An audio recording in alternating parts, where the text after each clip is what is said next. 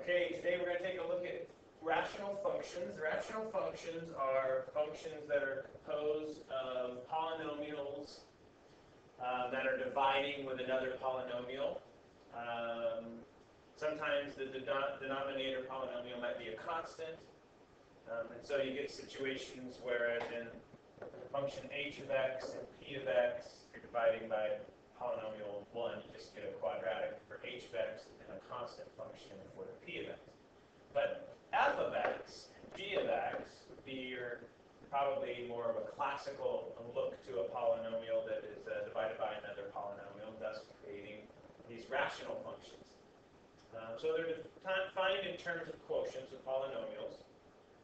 And what we're going to do today is we're going to learn how to find the x-intercepts of polynomials. We're going to take a look at the asymptotes of polynomials. And then we're going to begin to look at the graphs of rational functions. Speak first of all, domains and x-intercepts of rationals. The numerator, polynomial in the numerator, is where we're going to find our x-intercepts. If we were to set the numerator equal to 0 and solve for x, this would be all the locations where we're crossing our x-intercept. So zeros of the numerator give us x-intercepts. The zeros of the denominator will give us the values of our vertical intercepts. And so in this example, for f of x equal x minus 1 over x squared minus x minus 6, we see in red, set x minus 1 equal to 0. Find x is equal to 1 is our x-intercept. In blue, the denominator, we factor it, set that equal to 0, and discover that x equals 3 and negative 2 would be the values of our vertical asymptotes. So the vertical asymptotes also help us define the domain of our function. If x can be anything but the values of the vertical asymptotes, then in this case, we can be everything except 3 or negative 2 for the domain of this function. Graphically, this is what it looks like. So we plot, and we're going to get to this in a little bit, the steps for plotting a graph of a rational function. But you'll notice that we've got an x-intercept at negative 1, or a positive 1, which is what we found in the numerator, our only x-intercept. And then we end up discovering that at this negative 2 value of x and this 3 value of x, we create these vertical asymptotes. So what an asymptote is, it is a value that your function will approach, but in the case of a vertical asymptote, will never cross the vertical asymptote. Our value of our function as you approach negative infinity or approach positive infinity, or in this case, as we approach negative 2 from the left and negative 2 from the right, and then approach 3 from the left and 3 from the right, we get closer and closer to this value.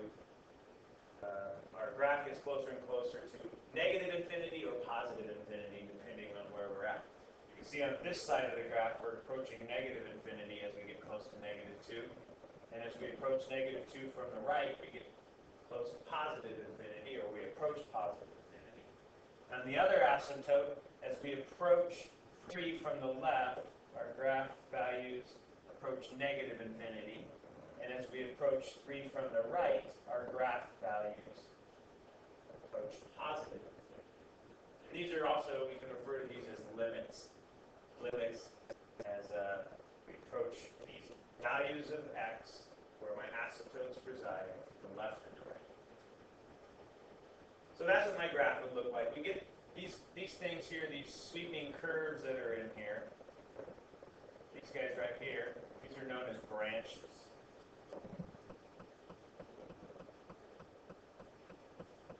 And then in the middle, you'll notice we're crossing our x-intercept. So you can cross an x-intercept, but we won't be crossing a vertical, you can cross a horizontal asymptote at an x-intercept, but we will not be crossing a vertical asymptote. So that's what this function will look like, graphically speaking, rational function. So the time we're done with this today, we'll hopefully be able to graph these. We'll take a look at the domains and the range and the asymptotes. So our goal today is concentrating on asymptotes and intercepts and graphing. So let's take a look at these four functions and see if we can come up with the domains and x-intercepts. So remembering that domains are dependent on the values that we find for our vertical asymptotes. Remember, in the numerator, we find x-intercepts, if they exist. And in this case, for example, A, there is no x up there. There's just a constant. And so in this case, there are no x-intercepts.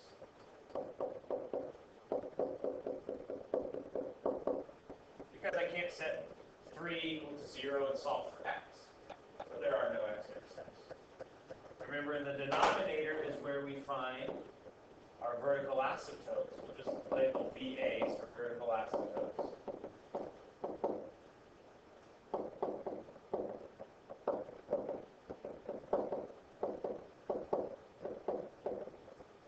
And if I set that equal to 0, x equals 0 is the 0 of the denominator. X cannot equal 0 is my asymptote. So my vertical asymptote is at x equals 0. So x cannot equal 0 for my domain. But x can be any other value. So for this function, this is modeled after a parent function of a reciprocal or rational function. The parent function, by the way, of rational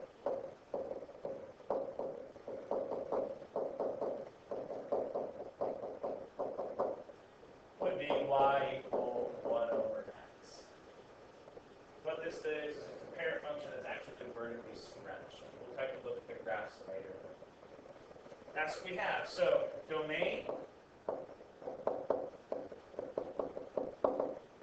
is simply x such that x cannot equal 0. But x can be anything else. And again, no x-intercepts. All right, how about B? Again, in the numerator is where we will find any x-intercepts. So if I set 3x squared minus 12 equal to 0, and then solve for x, we get that x is equal to plus or minus 2, and those are my x-intercepts.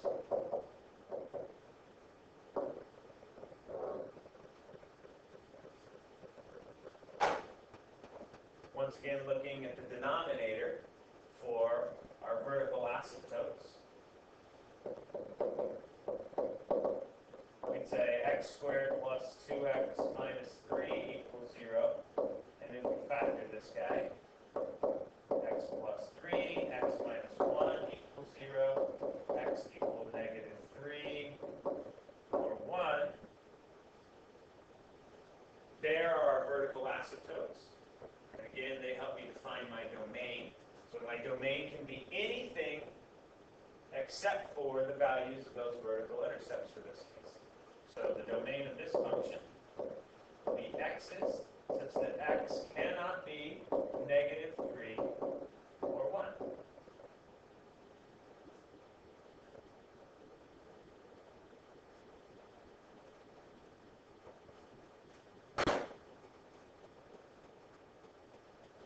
I'll let you guys give those two a shot on your own. And we'll check in with the answers in just a second. Okay, so here's what you should have had for C and for D in terms of the x-intercepts and the domain values.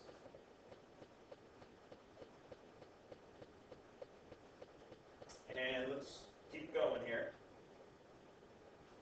Okay, so vertical and horizontal asymptotes, we're going to be using the numerators and the denominators in combination to help me determine what's going on with the horizontal asymptotes. Vertical asymptotes we will always find by looking at the denominator. So there are 3 rules that we generally are going to follow in determining the asymptotes.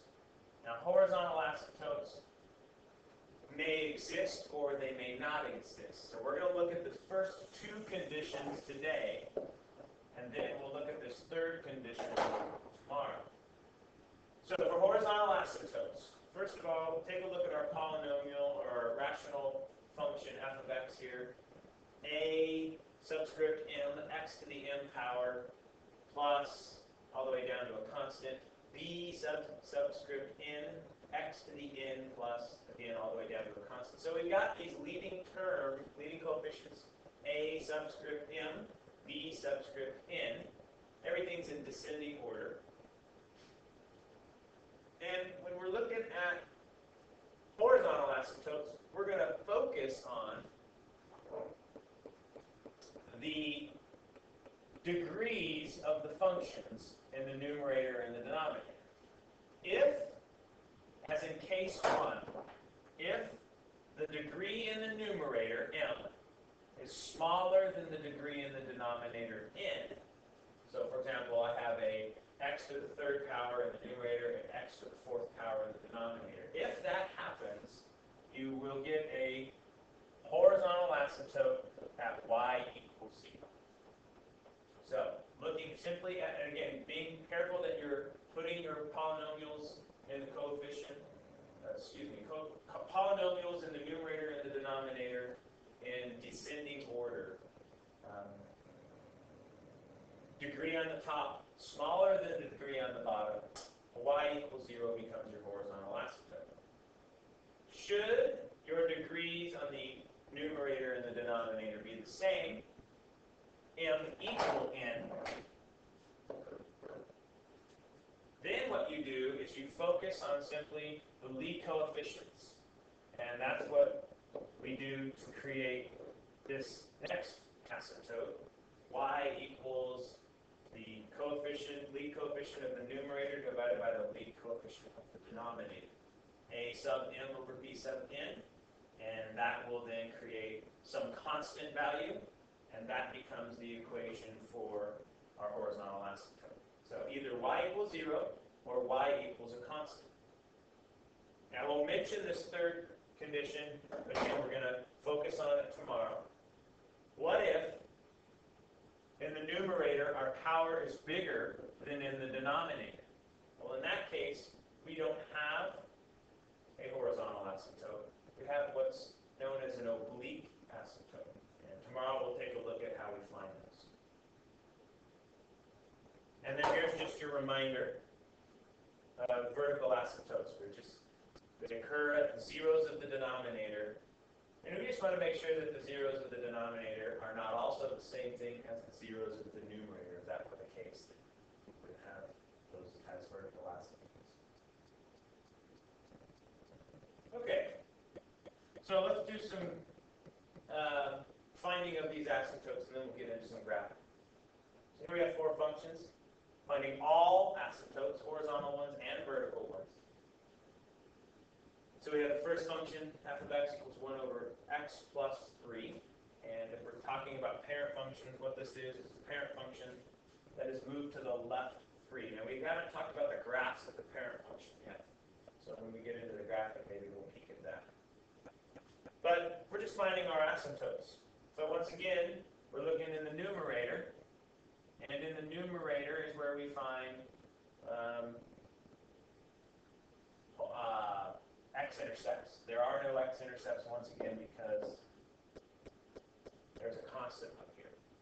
The degree of that function on the top, there is no x. So this is a constant. There is no degree. You can essentially consider a degree of 0. Versus down in the denominator, where we have a degree of 1.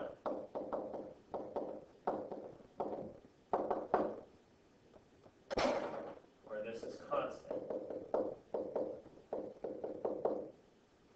And in this case, we have a situation where the power on the top is less than the power on the bottom. And in this case, that means we have a horizontal asymptote at y equals 0. We'll go ahead and just abbreviate horizontal asymptotes, HA. So we have horizontal asymptote at y equals 0. The denominator, once again, is where we find the verticals. We set it equal to 0 and find that x equals -3 is our vertical asymptote.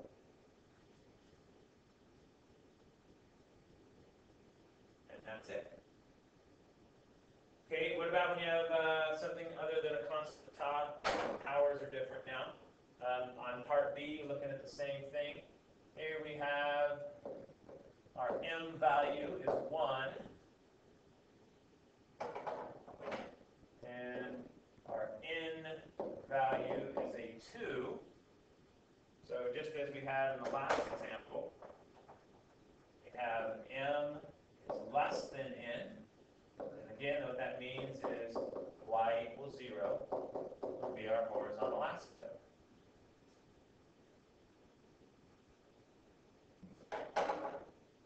Vertical asymptote, x squared minus x equals 0. Let's factor out an x, and then an x minus 1. So here, we get 2 vertical asymptotes.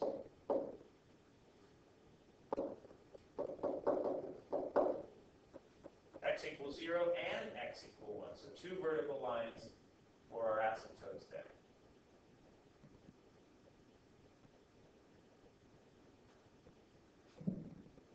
Just to mention, we have an x-intercept at -1/2 for that graph.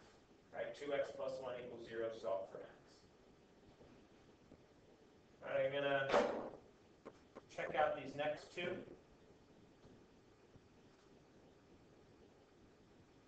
So, looking at our powers again, m and n. And in this case, we have a situation where m is equal to n. So when my powers are the same, that means we're going to use the leading coefficients. We're going to use the am over bn equal y to become our horizontal asymptote. So in this case, my a is this 2 here, and my b is actually a 1 hanging out in front of the x squared.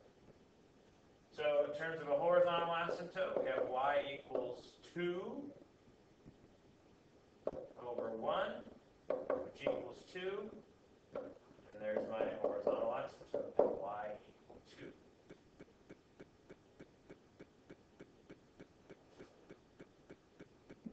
In the denominator, x squared plus 3 equals 0. X squared equals -3. We would then get an x equal to a plus minus an I root 3. Well, those aren't real. So we have no vertical asymptotes because they are not real solutions there. So simply a horizontal asymptote here at y equals 2.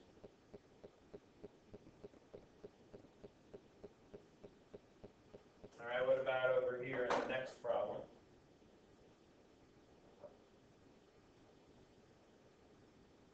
There's my m. There's my n. So once again, we have an m that is less than an n.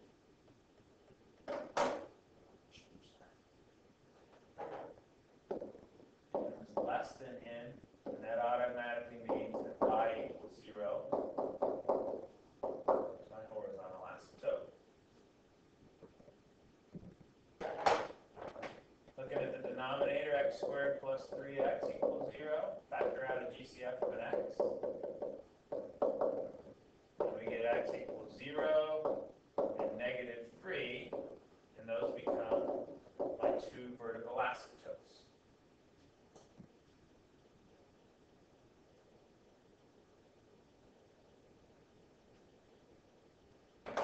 All right. So then, if we can find the x-intercepts, if we can find all the asymptotes, then we're able to do the graphing of a rational function. rational function f of x is equal to nx over dx. Again, those can represent any variables representing any function name. So we have 5 steps that we're going to use to graph. Here they are. Step number 1, we will look for the intercepts of the function. Once again, those are the real solutions of the numerator. The roots, zeros. Once we have those x-intercepts, we can plot those on my graph. We'll also, intercepts include the y-intercept, so we'll make sure that we're looking for the y-intercept. Remember, this is how we evaluate the y-intercept. Find out by plugging in x equal to 0 into your equation there, what would y be? If it exists, there may not be one. So we find our intercepts, we can plot them on the graph. Then we move on to our vertical asymptotes. Once again, the vertical asymptotes are the real solutions of the denominator equal to 0. Finding all the x values to make the denominator equal to 0. Checking to see if we have any points of discontinuity. And we sketch all of our asymptotes with dashed lines. They need to be included as part of the graph. Step 3, we will use a sign chart, and this is what we do to see what my graph is doing as it approaches our vertical asymptotes. And so we construct our sign chart, again by using our vertical asymptote and our horizontal, or our x-intercept values, and looking for where I'm positive or negative. This tells me where my graph is above or below the x-axis. Gives me an idea of what's going on around the vertical asymptotes. Step 4, figure out our horizontal asymptote by looking at the degrees of the numerator and denominator part of the rational function. Again, dashed line. And then step 5, we complete the graph by plotting additional points. We're just using a t-table and plotting points. And always recommend you plot points on both sides of any vertical asymptote, the left and the right side. Give yourself plenty of points to kind of get an idea of what the shape of the graph is doing. So those are our 5 steps. Don't necessarily have to follow in that order, but those are the things we need to do. So let's try some. Graphing this function here. So first step was to look for our intercepts. All right, so step 1, intercepts. X-intercept. That's going to be found in the numerator. Set that equal to 0. X equals 0 is an x-intercept. Y-intercept. That's going to be found by making f of 0. And we get 3 times 0 over 0 plus 2, which is 0 over 2, which is equal to 0. So we found our 2 intercepts. We'll go ahead and plot them. They're actually the same thing. They're right there. Step 2, let's see. Step 2 was finding our vertical asymptotes.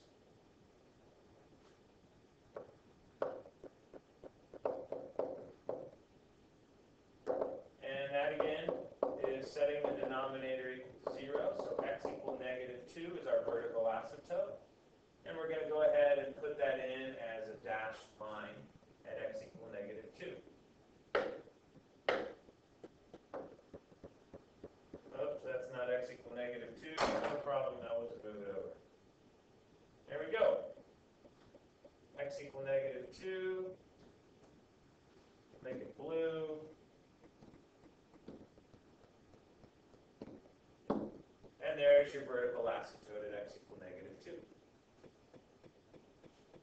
Our next step would be finding what's going on around that vertical asymptote. So we're going to do our sign chart.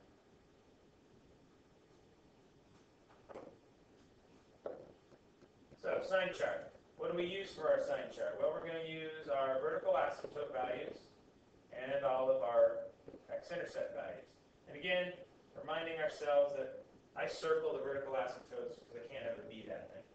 So we're going to check out what's going on the left-hand side of this vertical asymptote. So like check the -3. If I were to plug an f of -3 into my function,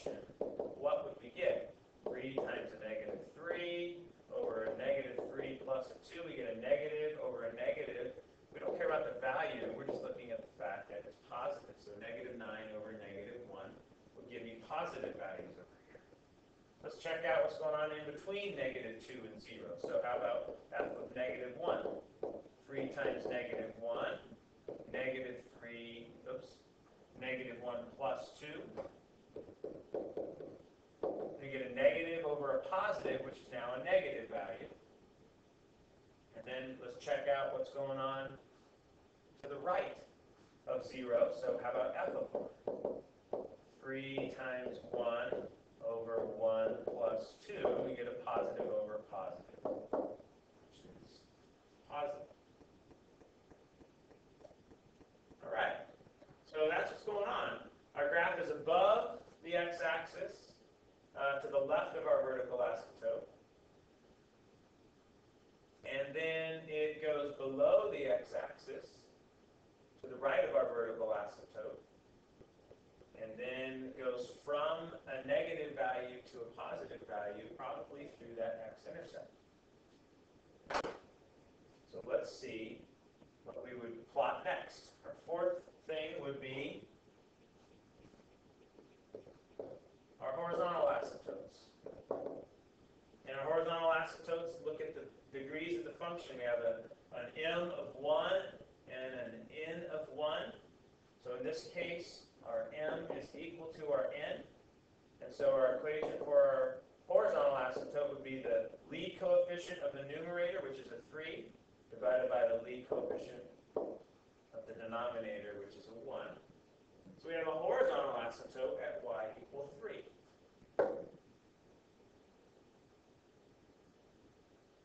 And there we are right there.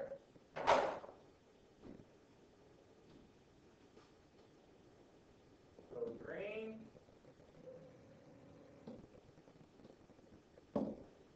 There's our horizontal asymptote. So now you can kind of see what's going on, get an idea of what's happening here.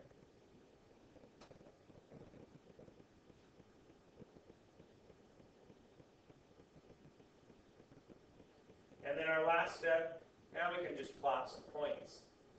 This is where we just pick some values and plug them into a t-table. So let's see. So our fifth step. Let's just check out some coordinates, plugging in some x's and y's. It's kind of what we did with our sign chart a little bit, but actually let's find some points to mess around with. Let's check out what's going on over there at negative 10. That's to the left. Then let's get close to my asymptote. How about that negative 3? Then we'll check to the right of the asymptote, which is negative 1. And then maybe, I don't know, a 4 and a 10. Just to see what's going on here.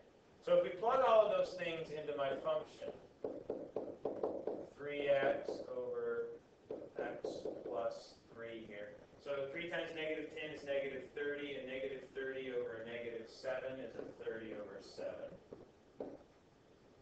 Negative 3 would be negative 9 over a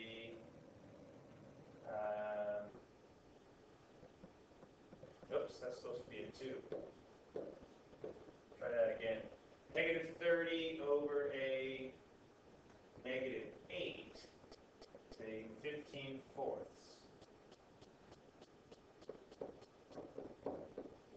A negative 9 over a negative 1 is a 9. A negative 1 would be a negative 3 over a 1, which is a negative 3. A 4 would be a 12 over a 6, which is a 2. And a 10 would be a 30 over a 12, which is a 5/3. All right, so let's plot these points and see if we get negative 10, negative 3, and 3/4.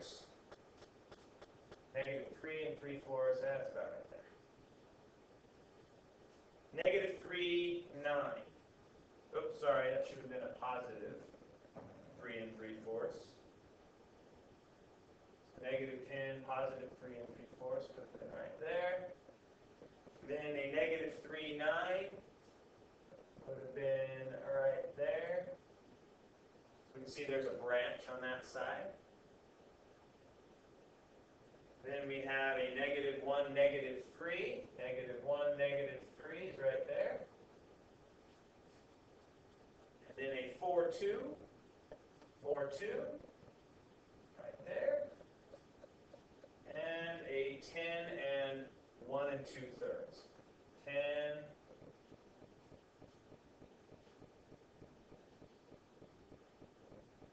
Something's not right there. 30 over 12 would be 5 over 6. 12 over 6 is 2. 1 2/3.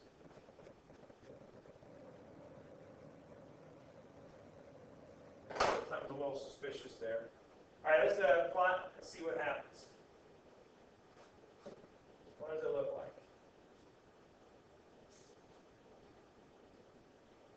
There we go.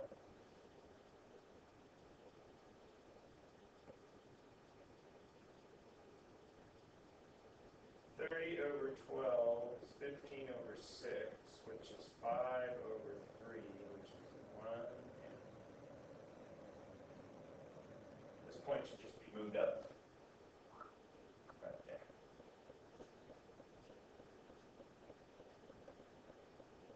All right.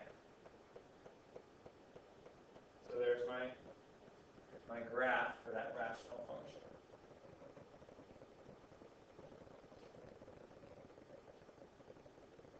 Let you guys try this one, and then we'll show you the answer here. Just a second.